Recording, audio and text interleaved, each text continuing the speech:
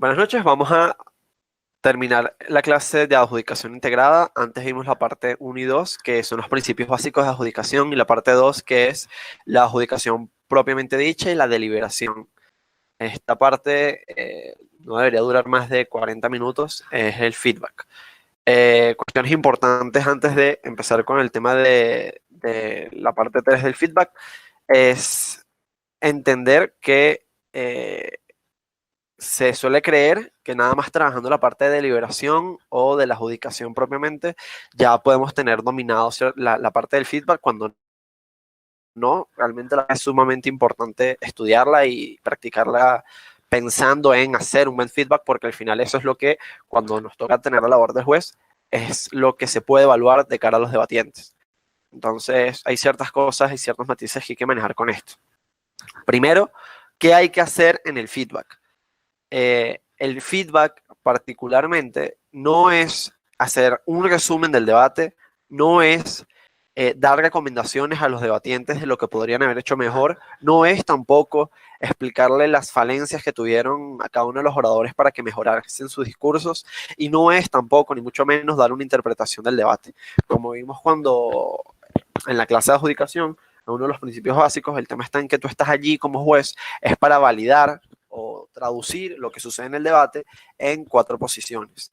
Y una vez tienes esas 4 posiciones, explicar por qué esas posiciones son con respecto a lo que pasó en el debate de cara a los debatientes. Entonces, en el feedback lo que hay que hacer es precisamente una justificación, una validación de las posiciones que se dan. Es una justificación, y eso hay que tenerlo claro, de las posiciones. Entonces, todo el feedback debe girar en torno a las posiciones. No se trata entonces de tampoco explicar cuál fue el punto más relevante del debate, si eso queda desconectado de por qué primer lugar queda en primer lugar, por qué segundo, segundo, y así sucesivamente. Teniendo eso claro, vamos a pasar a cada uno como de los puntos claves para hacer bien esta labor. Teniendo claro, obviamente, que antes de llegar aquí tenemos que tener claro todo lo demás, el tema de los reglamentos, el tema de prestar mucha atención en el debate, de cómo tomar las anotaciones, de cómo llevar de la mejor forma una deliberación, ¿no? Entonces, punto número 1, ser el juez que nos gustaría tener. Y esto es importantísimo porque tiene que ver en buena parte con un tema de la responsabilidad que tomamos al momento de ser jueces. Y punto número 2, el tema de también la asertividad o empatía con la cual asumimos el reto de ser jueces. Tiene que ver con que, bueno, miren, a nadie le gusta recibir un cuarto lugar, a nadie le gusta recibir una posición que a lo mejor no cree que debería merecer. Entonces, este tipo de cosas hay que tenerlas previstas.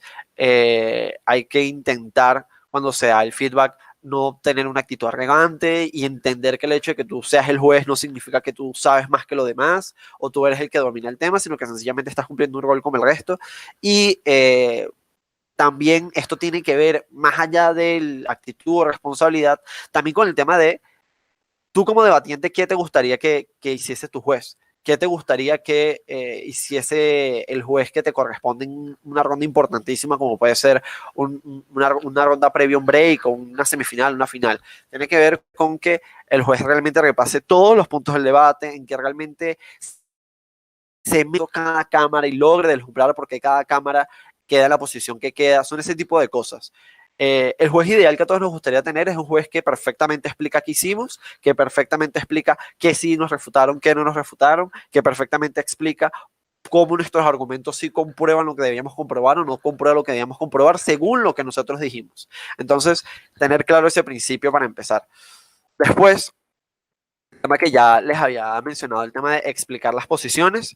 Esto es importante porque es muy común ver en los feedbacks el tema de que un juez va explicando por qué las posiciones quedan donde quedan y al mismo tiempo va haciendo las recomendaciones a cada uno de los debatientes. En principio no es que esto esté mal, pero de nuevo voy a la pregunta. ¿Qué hay que hacer en el feedback? En el feedback, la labor principal del juez es explicar las posiciones que coloca. No así dar una retroalimentación individual a cada uno de los debatientes ni hacer recomendaciones a los mismos. Otra cuestión que sucede, y esto es importante porque se puede perder tiempo y a veces uno se va por las ramas y no está centrado bien en lo que tiene que hacer como juez, pero otra cuestión también importante acá es que cuando uno va haciendo las dos cosas a la vez, pasa de lo que se supone debe ser una búsqueda de objetividad, como puede ser explicar unas posiciones según lo que sucedió en el debate, a ir a una suerte de subjetividad donde tú le dices al debatiente, yo creo que podrías haber hecho esto mejor, a mí me parece que su caso hubiese tenido más fuerza de esta y esta manera, y lo ideal precisamente es, y aquí el siguiente punto, eliminar el yo. Entonces, antes de explicar este punto, sí, porque es algo común y es algo que dentro del el debate parlamentario se busca, y es el tema de la academia, es que todos aprendamos, que todos crezcamos. Y la recomendación o la retroalimentación que te pueda hacer un juez es importante para eso. Pero entonces, la recomendación es que enfoquen su tiempo primordial, sus 10 minutos de feedback, en dar una deliberación completa, una deliberación, en dar un feedback completo, dar una justificación de sus posiciones acorde. Y una vez acabe eso, o que les sobre tiempo dentro de los tiempos protocolares que ustedes tienen, ahí sí le digan a cada uno como recomendaciones individuales o recomendaciones generales, o incluso que los inviten a los debatientes sencillamente a después buscarlos a ustedes una vez salgan de la sala y ustedes les hacen las recomendaciones a cada uno. Pero lo más recomendable no es perder tiempo diciéndole a cada uno de los debatientes, sí, tú quedaste de cuarto lugar por esto, pero además yo te doy estas recomendaciones. No, vamos a evitar ese tipo de cosas para precisamente aprovechar mejor el tiempo. Entonces, siguiente punto, eliminar el yo. ¿Con qué tiene que ver esto de eliminar el yo? Antes de explicarlo, si alguno tiene una pregunta. No importa. ¿No? Ok. Entonces, ¿a qué se refiere esto de eliminar el yo? Ya vimos de nuevo durante toda la clase de adjudicación el tema de la búsqueda de la objetividad, de cómo hay que intentar eliminar tanto como sea posible los matices personales para precisamente hacer bien la labor, pero aquí es donde eso realmente se ve en cumplimiento y cómo se logra, particularmente cuidando cómo damos el feedback a nivel del lenguaje, a nivel del habla. ¿A qué me refiero? Hay que ser muy cuidadoso y eliminar tanto en la medida de lo posible cuestiones como yo creo que pasó esto, yo siento en el debate, yo sentí el debate de esta manera, yo considero que tú me quisiste decir esto, lo que yo entendí de tu argumento fue tal, es que ese argumento no me pareció esto. Todas estas cuestiones que precisamente son cargas valorativas, personales, hay que eliminarlas al momento de dar un feedback. Cuando estamos hablando de eliminar el yo, es intentar dar un feedback tanto como sea posible en tercera persona. Es decir, este argumento decía esto y esto y esto, y vence este otro argumento que me traía la Cámara de Alta Oposición por estas razones. Sucede que lo que me dice el extensionista gobierno, más bien lo que nos dice, se refieren al panel completo, lo que nos dijo el extensionista fue esto y esto y esto, él menciona, desarrolla, argumenta estas cuestiones, eso validan su caracterización de tal cosa y eso vence a la Cámara Baja de Oposición. Por ejemplo, el punto está en, noten la diferencia de algo que en una primera instancia es una interpretación de alguien de cualquier cosa y en una segunda instancia es tal cual alguien describiendo algo que sucedió. Y esa es la mejor manera de entender este punto. Es el tema de que tú, de nuevo, no estás allí para interpretar ni para ver el debate con tus ojos, sino para traducir un debate en 4 posiciones y volver a traducir esas 4 posiciones en una explicación. Y eso debe ser capaz de hacerlo de la misma manera cualquier persona que se siente en la silla de juez. Siendo así, entonces, es precisamente intentar modular el vocabulario y el lenguaje en una tercera persona, eliminar el yo de precisamente las valoraciones de los argumentos, de las refutaciones, de qué hizo cada una de las cámaras. ¿Entendido ese punto? Dos cositas ahora. Número 1. Dentro de estas mismas cuestiones que estoy explicando de lo que debe ser el tema de apegarse tanto como sea posible a una visión de tercera persona y no del yo, eso se logra precisamente en la medida en la que tú hablas de lo que pasó en el debate. Esas cuestiones de lo que se habló en el debate, ¿dónde es que se ven contrapuestas? En la deliberación. Aquí, ¿qué es lo importante? De por qué corresponder a la deliberación.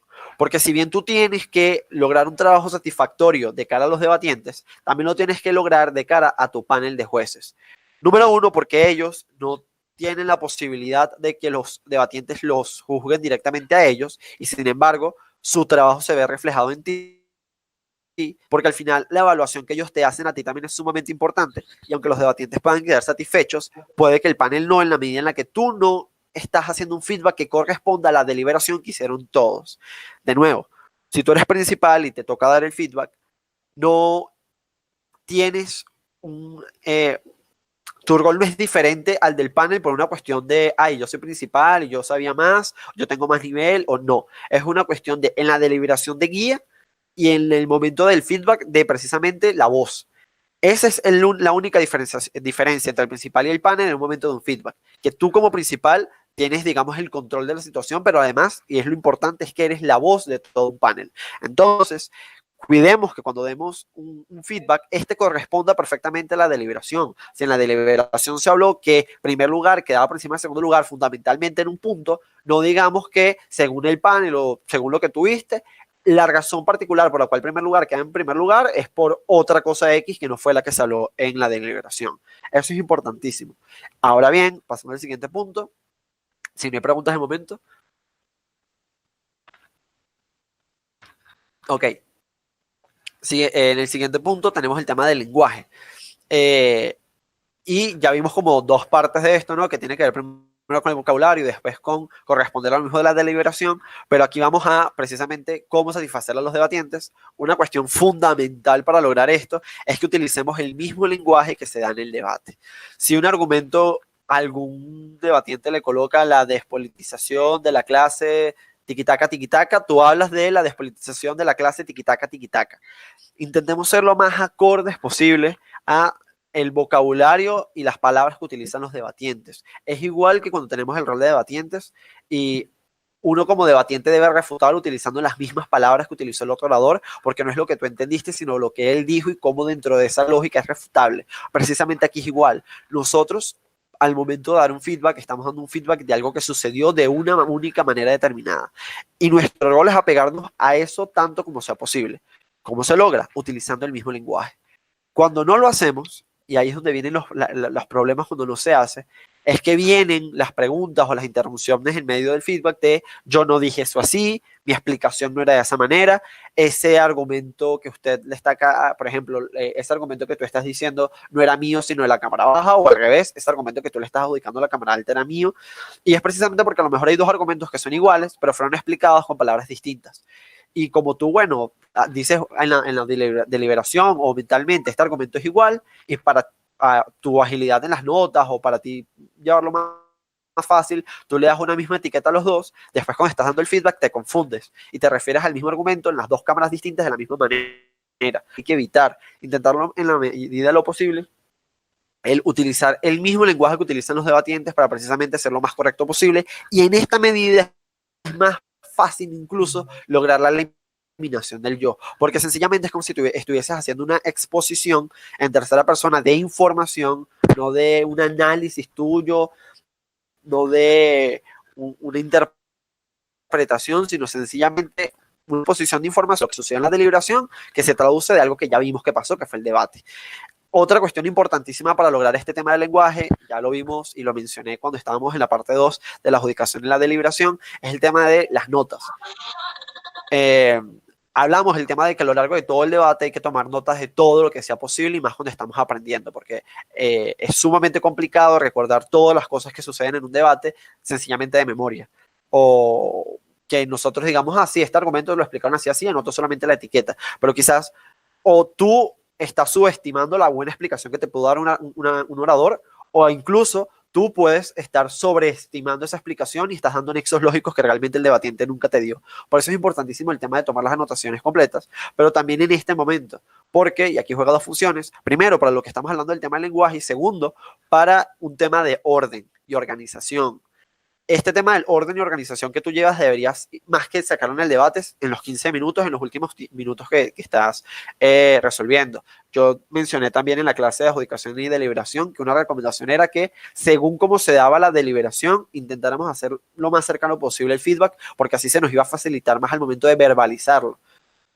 Pero es importante también que en sus notas lleven cierto orden, tengan cierta claridad, para que precisamente al momento de poder dar el feedback puedan referirse a cada uno de los argumentos tal cual como es y logren dar las explicaciones de cada uno tal cual como es. Tiene que ver con un tema de estructura que lo vamos a ver más adelante, pero eso para ir teniéndolo claro. ¿Alguna pregunta de momento? Ok, siguiente. Aquí dos puntos, uno que ya habíamos hablado, un tema de empatía, respeto, asertividad. Aunque aquí, más que el ser el juez que nos gustaría tener, que tiene que ver más con una cuestión de cómo hacerlo a nivel de responsabilidad de hacerlo bien, aquí tiene que ver más con un tema de las formas. Hay momentos que a lo mejor hay que decirle a alguno de los debatientes que su caso fue muy deficiente o que su argumento fue tenía muchas falencias de argumentación o refutación o que realmente no venía a responder lo que se estaba debatiendo, pero hay que tener tacto para hacer ese tipo de cosas, hay que tener tacto para no reducir todo lo que nos dice un debatiente a y lo hacemos cuando somos debatiendo un hombre de paja de, ay, es que tu argumento era sencillamente esta ridiculez, pues, y no lo puedo tomar en cuenta, no, sino intentar acercarnos tanto como ser posible a la empatía y al respeto. Es lograr el esfuerzo que hace cada uno de los oradores y esforzarnos en explicar por qué de verdad lo suyo, fuese bueno o fuese malo, no fue suficiente para posicionarse tan bien, o por otro lado, porque lo suyo particularmente fue suficiente para posicionarse bien en el debate. Particularmente no solamente en cómo decimos las cosas con las palabras, sino también con el tono, también con las maneras, también con los gestos. Hay debatientes que, de nuevo, y no es por una cuestión personal, sino que todos hemos estado en un torneo y sabemos cómo es la calentura de estar sentado escuchando un feedback y que nos colocan en un cuarto lugar que nos parece injusto. Precisamente es tener cuidado con los gestos que utilizamos porque muchos debatientes pueden tomárselo mal, pueden calificarte mal por ello, puedes tener diferentes problemas con comités de adjudicación por ello. Hay gente que de pronto como juez, y no es porque sea juez, sino es su personalidad normalmente, tiene personalidades más fuertes, caracteres más fuertes, habla con cierta rudeza incluso, o incluso se toma la labor de juez de una manera en serio como estricta y eso cae mal. Entonces tener cuidado con este tipo de cosas. Ojo, igual, no es que tienes que cambiar toda tu forma de hablar, no es que tienes que cambiar todas tus formas de entonar las cosas o entonar las palabras, es sencillamente un poco de regulación o moderación al momento de hacerlo, pues. Y también un tema de cuidar las formas a nivel académico, porque no es lo mismo estar en una práctica con tu propia sociedad de debate en la que de pronto das un feedback y utilizas ciertas palabras soez o te refieres a los debatientes como con mucha confianza. Intentar ser lo más neutrales posible, ser lo más imparciales, esto también para evitar problemas, para que no hayan confusiones de que él los posicionó mejor o peor porque ellos le caen mal o porque ellos le caen bien. También tiene que ver mucho con eso, el tema de mantener tan limpio y tan transparente tu labor de rol como sea posible. ¿Alguna otra pregunta hasta acá? Ok, ahora bien, paso al tema de, y esto es probablemente lo que nos va a llevar más tiempo, el resto también es igual de corto que hasta ahorita, el tema de la estructura. Todo lo que hemos hablado hasta ahorita son como principios que todos debemos cumplir, pero hay una cuestión que puede variar dependiendo del juez y dependiendo de tu estilo y cómo tú quieras dar tu feedback, y es el tema de la estructura que manejas. Algo importantísimo que hay que tener en cuenta es que no importa cuál sea la estructura que a ti particularmente te guste manejar, siempre debes hacer las 6 comparativas. Esto es algo que he explicado ya antes, pero lo repito, es importante hacer las 6 comparativas porque eso es realmente lo que hace justificar bien por qué cada posición queda en cada posición.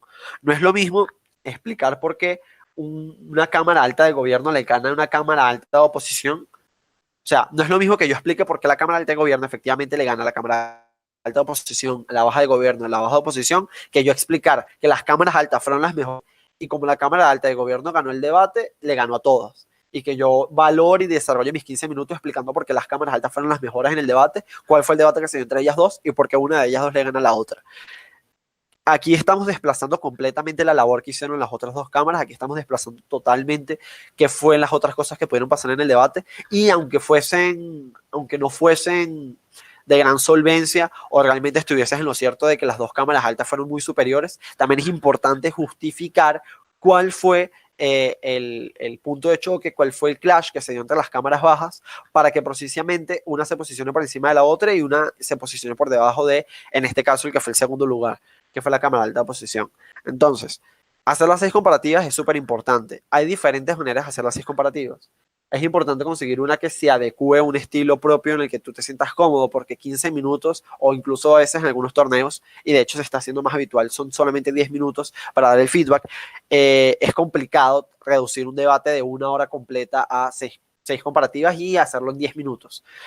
Puede ser porque, como lo vimos en la clase de deliberación, porque hay un debate que es muy cerrado, que un engagement muy claro y todos los equipos son muy fuertes en ese punto y tienes que explicar cuáles fueron los matices de cada uno que los hacen posicionarse de cada manera. O vamos al otro caso, en el otro extremo, en el que sea un debate paralelo, en que cada cámara debate lo que quiere debatir y tú debes jalar un poco de, bueno, ¿qué puedo rescatar de cada cámara para poder posicionar una por encima de la otra? Y tienes que precisamente explicar eso dentro del feedback para que el propio feedback y la propia deliberación tengan sentido, porque si no, no lo tienen. En el momento en que tú te pones a explicarle a cada debatiente, es que el impacto se sobrepuso a los principios en la medida en la que alguien me caracterizó y me lo explicó así y nadie me lo dijo de manera contraria, sino que fue validado de esta manera. Fíjense que acá, si bien tú puedes justificar por qué posicionas las cámaras de una u otra manera, es un trabajo mucho más complejo que el que yo estoy haciendo, porque hay debates que son muy complicados y tienes que explicar la correlación de cada una de las cámaras entre ellas. Sucede muchas veces que tú ves en un debate como juez que, por ejemplo, hay una cámara que es superior a otra, pero esa otra cámara es superior a otra que a su vez es superior a la primera cámara a la que nos referíamos. Lo ejemplifico así. Supongamos que la baja de gobierno vemos que hace un caso más completo que la cámara alta de gobierno, pero a nivel refutativo y de reservas no es tan fuerte para sobreponerse a la cámara alta de oposición, y sin embargo la cámara alta de gobierno sí había ganado a la cámara alta de oposición en un tema de refutaciones. Entonces, claro, ¿cómo manejas esta situación de este le gana a este y este le gana a este otro, pero el primero no le gana a este último? Entonces, ese tipo de cosas es las que hay que aprender a manejar al momento de establecer como tu estrategia para plantear tus 10 o 15 minutos. De nuevo, el tema de que debe corresponder a la deliberación, que debemos manejar el mismo lenguaje que se dio en el debate, que no podemos meter matices propios, que debemos limitar el yo. Pero bueno, ¿cuál es la estructura como más recomendada o cuál es la que yo diría que es más acorde, sobre todo cuando se está aprendiendo? Hay gente que habla de hacer las 6 comparativas netas, tal cual son como uno las ve en un primer momento, que de hecho lo vimos en la clase de deliberación también, y es el tema de, bueno, primero hablar de la bancada completa de gobierno y la comparativa allí, la bancada completa de oposición y la comparativa allí, el cruce en altas, el cruce en bajas y los cruces diagonales, corto y largo. ¿Qué es lo que pasa? Que aquí no se está aprovechando el tiempo correctamente, estás haciendo cada una de las comparativas de forma individual aislada y se pierde un poco el tema de la posición de cada uno de los debatientes a lo largo de un debate completo, ¿no? Entonces, ¿qué manera más integrada? Y creo yo que sobre todo por un tema de economizar la verbalización y el tiempo. A la verbalización me refiero a no repetirte sobre lo mismo. A veces cuando estamos hablando de por qué la Cámara Alta de Gobierno le gana a la Cámara Alta de Opo, decimos muchas virtudes de la Cámara Alta de Gobierno que al final también son un peso para por qué la Cámara Alta de Gobierno le ganó a la Cámara Baja de Gobierno. Entonces yo me estoy repitiendo una y otra vez de por qué esta Cámara le ganó a cada una. Entonces, en ese sentido, ¿cuál es esta estructura? Precisamente la que ven en pantalla. Es primero porque explicar tercer lugar le gana cuarto lugar. Después explicar por qué el segundo lugar le gana al tercero y al cuarto lugar. Y finalmente porque el primer lugar le gana al segundo, al tercero y al cuarto lugar. ¿Por qué esta estructura? Primero, antes lo básico, las 6 comparativas, vean cómo en el primero se da una comparativa, después 2 y 3 y finalmente 4, 5 y 6. Aquí damos las 6 comparativas completas, sin importar qué cámara sea. Y en un segundo punto, y creo que es importante rescatarlo, es el tema de por qué hacerlo así y no hacerlo a la inversa. Es decir, por qué explicarlo así, no porque primero a segundo, porque primero a segundo y tercero y porque primero a segundo, tercero y cuarto.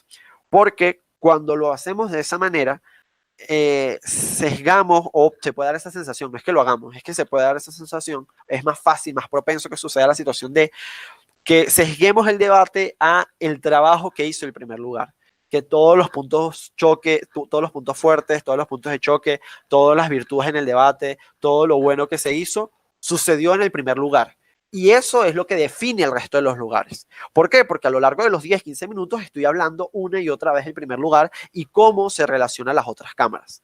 Si yo lo hago de esta manera, fíjense que desde el principio estoy hablando de, ya que estamos en tercero y cuarto, cuáles fueron los puntos débiles del debate y al mismo tiempo cuáles fueron los puntos buenos que no tuvieron estas cámaras. Y allí voy ya bajando qué es en este debate lo que se tenía que haber hecho para quedar en un primer lugar y no que lo definí yo como juez, sino que se dio en el debate y quién fue quien lo cumplió y vamos escalando el segundo y el primer lugar. Precisamente porque en la primera comparativa muestro digamos, las dos posiciones más débiles, las dos cámaras más débiles, pero en la siguiente directamente voy, cuando explico ya el segundo, tercero y cuarto, cómo es que hay una cámara que sí cumple el trabajo que no cumplieron con la suficiencia el tercero y el cuarto, que en este caso es el segundo. Y finalmente termino con el primer lugar.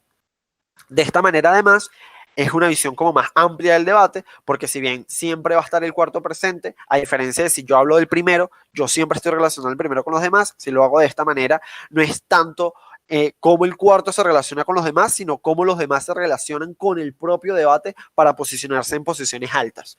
Entonces, eso por allí. Algo importante también es el tema de siempre tener claro que cuando estamos explicando las posiciones en el debate, hablamos netamente tal y como se ha explicado, así, mira, porque el tercero, sin importar que haya hecho el segundo o el primer lugar, porque el tercero le gana a cuarto. Es decir, no tomamos en cuenta las refutaciones ni los argumentos que dijeron primero o segundo lugar. Cada vez que hagamos las comparativas directas de uno por uno, tal y en la deliberación sucede así, pero en el feedback es importante mantener este concepto, estamos hablando individualmente de cada uno de los choques. Entonces, yo no puedo decirle al cuarto lugar, quedaste de cuarto porque tu caso era muy parecido al del tercer lugar, pero es que el segundo lugar te hizo refutaciones fuertes a ti que no le hizo el tercero, entonces por eso tú quedas de cuarto. Eso no tiene sentido. Si el cuarto lugar queda en cuarto en relación al tercero, tiene que ser por el propio trabajo que hicieron tercero y cuarto y tú tienes que ser capaz de demostrarlo. Algo importante aquí también es el tema de cuando tú estés explicando esto, no referirnos tanto a solamente refutaciones, sino también el propio trabajo, meternos realmente en la argumentación y el caso que nos quisieron traer los debatientes. A veces vemos como hay argumentos que son malos o buenos, casos que son buenos o malos, y los valoramos en relación a las refutaciones que nos trajo otra cámara. Y cuando relacionamos esto, cuando decimos tercero le gana cuarto, lo hacemos en base a las refutaciones que se hicieron o a cómo se diferenciaron. Señor juez, es que yo me diferencio de esta manera, la métrica que yo establezco es diferente de esta manera, es que mi argumento es más fuerte por esto y esto. Y como jueces pecamos de comernos este tipo de cosas cuando no es el deber ser. El deber ser es que hagamos las comparativas, tanto en la adjudicación, deliberación y en el feedback, tomando en cuenta todo lo que fueron los 7 minutos de cada uno de los debatientes, tomando en cuenta cuáles fueron los puntos acertados que me trajo, qué fue lo que me explicó, cuáles fueron sus nexos lógicos, cuál fue su caso, cuál fue su métrica, cuáles fueron sus refutaciones, pero cuáles fueron sus refutaciones no solamente para restarle al otro y poner al otro por debajo de él, sino veámoslos con una óptica distinta de cómo eso hace que le sumen puntos a su caso, porque su caso responde al de los demás y hace que él se ponga por encima.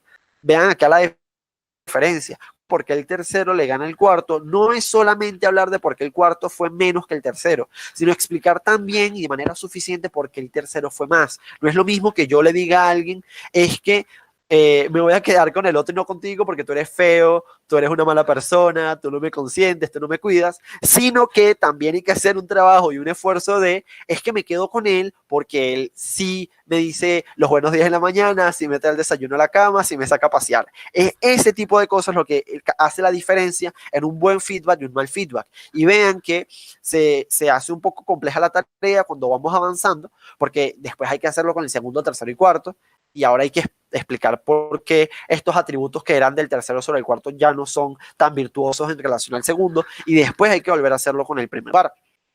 Pero al menos en esta estructura lo tenemos mucho más organizado, a los debatientes se les hace más fácil seguir el feedback y ver en qué dirección está yendo, entenderlo en su magnitud completa, y bueno, eso en grandes rasgos. ¿Alguna pregunta con el tema de la estructura?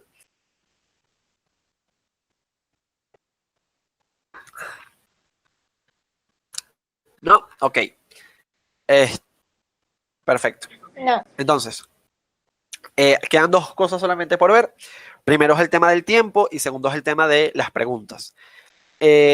Porque ya, o sea, hasta el punto de la estructura es todo lo que tiene que ver con los puntos claves para hacer un buen feedback. Estos últimos dos puntos tienen que ver más con cómo colocar la cereza sobre el pastel a una buena labor de juez, más allá de toda la primera hora, todos los 15 minutos de deliberación y los 10 minutos de feedback.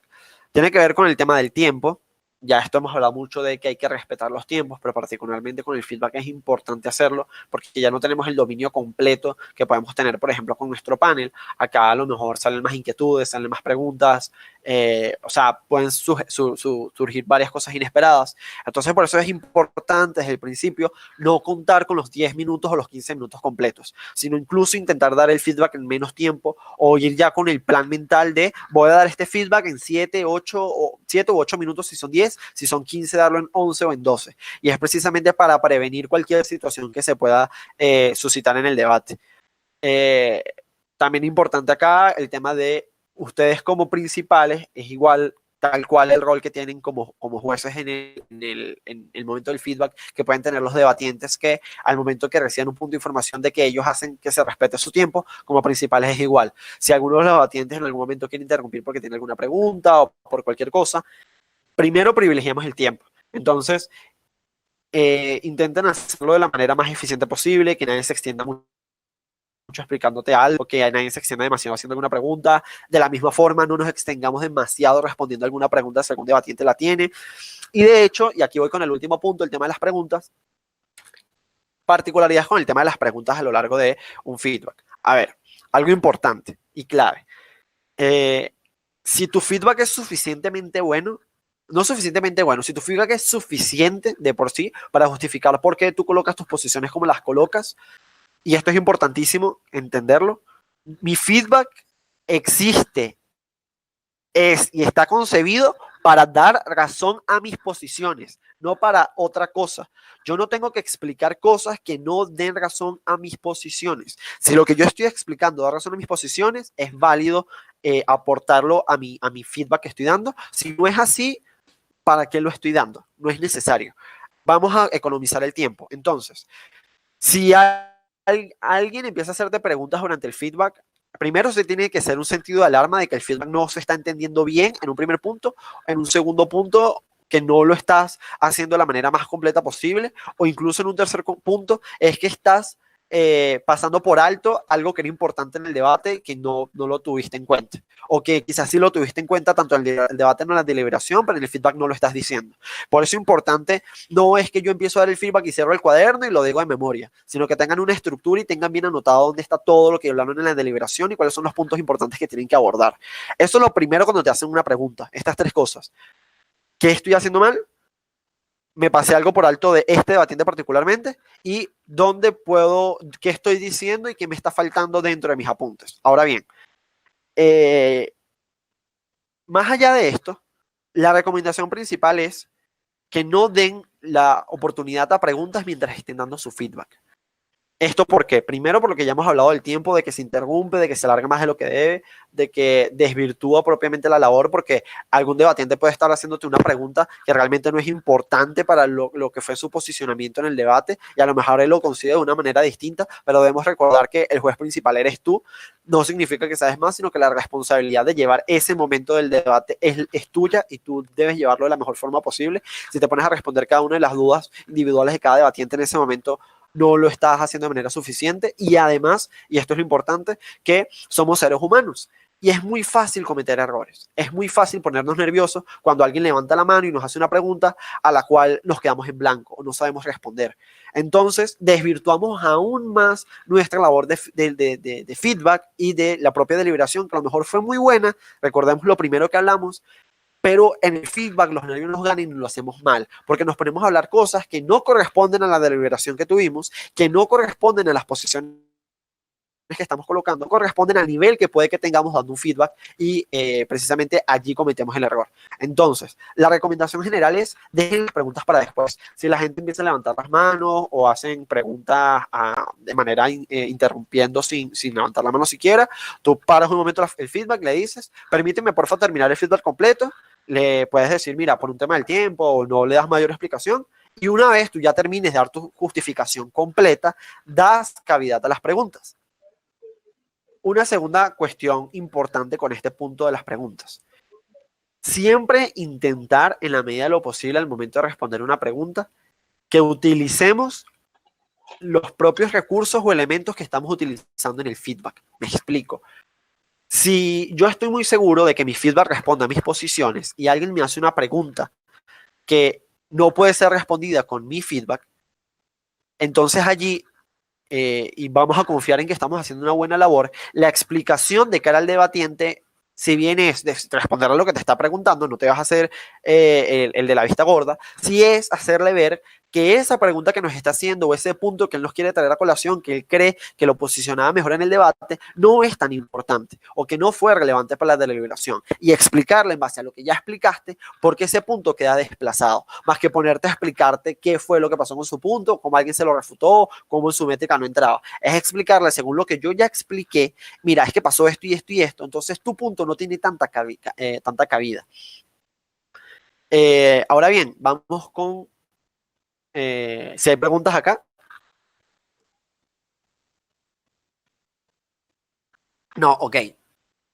Entonces vamos al último punto ya para terminar y es el tema de, bueno, sí, esos son escenarios muy bonitos en los que la gente es muy respetuosa o todo se da de una manera muy chévere, pero ¿qué pasa si no es así? ¿Qué pasa si las interrupciones en el debate se hacen tensas, si hay muy malas caras, si algún debatiente de repente se levanta o algo sucede? A ver, de nuevo, y es algo que les mencioné, lo primero es no perder la calma y saber prever este tipo de situaciones. Si estamos viendo que desde el principio todo está cayendo muy mal, si todo está siendo muy tenso, hay que ser capaces de utilizar ciertos recursos como el tono, como la pasividad al hablar, el cómo nos referimos a los debatientes, para primero apaciguar eso. Si vemos que todo está muy tenso, que todo está muy, ¿sabes? Muy caluroso. No es que, bueno, voy a hacer esto rápido, voy a ponerme nervioso, voy a dejar que se me nuble, porque eso va a empeorar la situación. En la medida en la que tú demuestres inseguridad de cara a tu feedback, te van a evaluar peor y los debatientes se van a ver menos satisfechos. Entonces, lo primordial es mantenerte seguro de tus posiciones. Recordemos que en la mayoría de las ocasiones tenemos un panel que nos respalda. Entonces, lo primero es no perder los papeles y prevenir ese tipo de situaciones.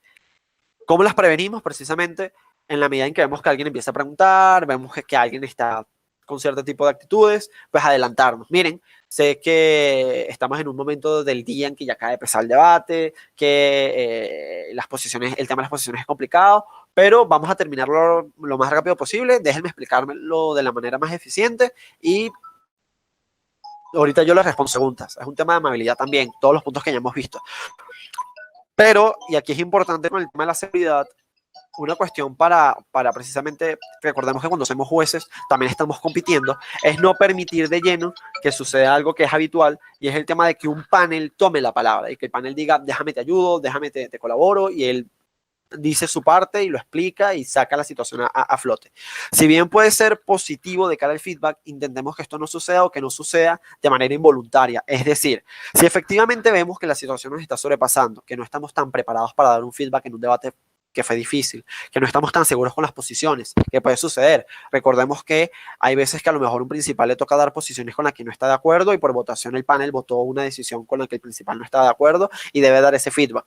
Pues precisamente si estamos conscientes de todo este tipo de cosas, nosotros mismos dar una breve lectura del debate, una breve lectura de las posiciones hasta donde nosotros estamos de acuerdo y nosotros mismos por iniciativa propia decir, y si esto puede ser pautado en la deliberación muchísimo mejor, miren, el resto de esto fue tomado por votación, entonces la persona que vimos más pertinente para dar esta explicación fue el panelista tal, él les va a dar esta explicación y que esa persona termine de desarrollarlo, no hay ningún problema. ¿Cuál es el punto de todo esto y qué es a lo que quiero llegar? Mantener siempre el control de la situación. Y es precisamente para evitar cosas que a veces son más comunes de lo que deberían ser, y es los malos gatos o los malentendidos con jueces y debatientes, porque es que su feedback fue muy malo, no entiendo cómo va principal en una sala tan importante, no entiendo esto, no entiendo lo otro, y es porque, bueno, es normal que los debatientes estén en situaciones de tensión y que tú también lo estés, y a lo mejor nos conseguimos con gente que también es tiene un carácter muy particular, pero es el tema de saber prevenir este tipo de situaciones y también ser firmes. ¿A qué me refiero con esto? Que no dejar que la situación se sobrepase. Lo principal es mantener el foco. ¿Para qué estás allí? no estás para discutir con nadie, no estás para ponerte a pelear con nadie, esto es algo académico, es algo que tiene que siempre pensarse de la mejor forma posible porque así es como está concebido. Entonces, estás allí es sencillamente para dar tus posiciones. Si hay alguien que se rehúsa, tú intentas de la manera posible de llegar a un consenso con la persona, pero siempre con el fin de, mira, yo tengo que dar 6 comparativas, tengo que darle posiciones a todo lo que fue el resto de los oradores completos, lo voy a hacer, lo voy a terminar, y una vez eso acabe, ya puedo responder preguntas o ya podemos hablar de lo que tú quieres que hablemos. Terminado esto, también es importante el tema de, como les mencioné al principio, el tema de las recomendaciones. Si les queda tiempo de hacerlas, este sí es el punto final. El tema de las recomendaciones, ya que terminamos con las preguntas. El tema de las recomendaciones propias, cuando nos sobra tiempo y tenemos a lo mejor equipos novatos o gente que nos pide dentro del feedback, señor juez, ¿cómo le parece que yo puedo mejorar esto? O ¿cómo le parece que yo puedo arreglar esto que mencionó en el debate que no hicimos tan bien? Bueno, una manera importantísima de lograr esto es el tema de no tampoco darlo desde la perspectiva de esto se hace así de manera perfecta, sino allí sí llevarlo más a la subjetividad, entender que, bueno, las recomendaciones que nosotros podamos dar no son siempre las más acertadas, ni las más perfectas, ni las más adecuadas, pero le pueden ayudar según a qué debatientes. Entonces, darlo desde esa perspectiva, explicarle muy particularmente cómo a ti, y aquí ya tú cierras tu cuaderno, aquí ya dejas de ser Juanito el juez y pasas a ser alguien que está dando recomendaciones dentro de un debate en el cual fue espectador. Mira, a mí particularmente, y aquí sí podemos hablar de manera subjetiva, creo que se me hubiese hecho más fácil entender el argumento de esta y esta manera. Y aquí porque es importante hacer la diferenciación de nuevo, porque aquí ya no tiene nada que ver cómo tú pusiste las posiciones con las recomendaciones que estás dando. Y al mismo tiempo, das las recomendaciones desde un punto de vista mucho más cálido, mucho más de crecimiento, mucho más de aprendizaje, mucho más de incluso back to back. Recordemos que en el primer escenario la idea no es que esto sea multilateral, sino sencillamente yo te digo lo que te tengo que decir y listo. En este segundo escenario creo que también se presta mucho también para establecer mejores relaciones dentro del mundo del debate, de que tú me digas qué opinas también, que yo te diga qué opino también. Esto sucede en muy pocas ocasiones cuando realmente sobra tiempo, eso casi nunca pasa, pero incluso una vez ya sale uno de la sala, creo que es incluso el mejor momento para dar este tipo de recomendaciones. Las recomendaciones, intentemos eso sí, y con esto finalizo, que siempre sean de forma y no de contenido. ¿A qué me refiero? No hablar tanto de, es que realmente las estadísticas de este tema no funcionan así, asado, y yo como sé de este tema te recomendaría que lo haces de este tema.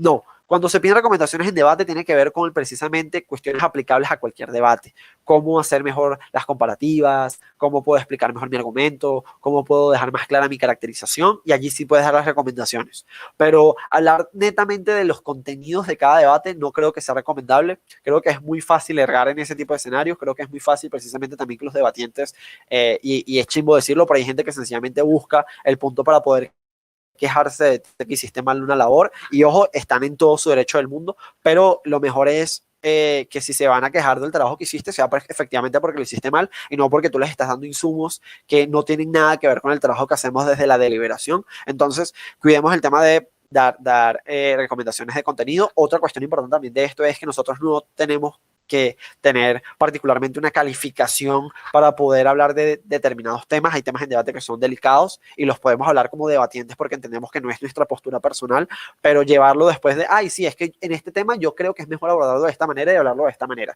Hay que tener cuidados, pues tomarlos con pinzas. Ojo, esto no es lo mismo que es que este contenido lo puedes tratar de esta manera, eso sí, pero hablar netamente del contenido, propiamente del contenido, no sé si sea lo más recomendable. Igual habrá gente que te diga, mira, no hay problema, explícale, si conoces el tema, explícaselo, porque a lo mejor es una persona que entra en un debate y está totalmente perdida, dile, ¿cuál es el problema? Y ok, puede ser, pero yo guardaría cierta discreción. Ya con esto terminaríamos, voy a hacer un pequeño resumen de lo que vimos. Entonces, y al finalizar, si alguno tiene una pregunta para terminar. ¿Qué hay que hacer en el feedback? Lo que hacemos en el feedback es una justificación, una validación, incluso si quieren una tabulación de lo que fueron las posiciones que se colocan a lo largo de un debate que sucedió y fue visto de una única manera en posiciones y cómo se le explican esas posiciones a los que le dieron vida a ese debate. El primer tip que se puede dar es que seamos los jueces que nos gustaría tener. Esto tiene que ver con la responsabilidad a nivel de aplicarnos mucho, de intentar ser lo más completos posibles, pero completos de verdad, a nivel de profundización, a nivel de detalle, tenemos que entender que también al momento de explicar las posiciones debemos guardar cierta distancia entre la objetividad y caer en la subjetividad. Esto se logra en la medida en la que yo logro habituar mi vocabulario, en la medida en la que yo logro colocarme el chip de juez y hablar en tercera persona, explicar cómo lo que sucedió en el debate es así y ya. Después que correspondamos tanto como sea posible a la deliberación que acabamos de tener, esto con respecto y respeto al panel que tenemos y también, como no, intentando lograr la mejor evaluación posible, cuidar el lenguaje que sea el mismo que se dio en el debate, utilizar las mismas palabras, utilizar los mismos términos, utilizar las mismas explicaciones. Después está el tema de lograr una empatía y un respeto, una asertividad con cada uno de los debatientes, entender que en su posición también es muy tenso el momento de un debate cualquiera y cuidar el tono, cuidar los gestos. Después está el tema de la estructura. Hablamos particularmente de que siempre debemos lograr las 6 comparativas, particularmente explicar por qué el tercer lugar le gana al cuarto lugar, con las virtudes y falencias de cada uno, no solamente a nivel refutativo, y así con segundo, tercero y cuarto, y primero, segundo y tercero y cuarto. Algo importante acá, no es que yo explico tercero y cuarto, y después por qué segundo, tercero y después segundo, no, es hacer todas las comparativas, debemos tener cuidado de lograr las 6.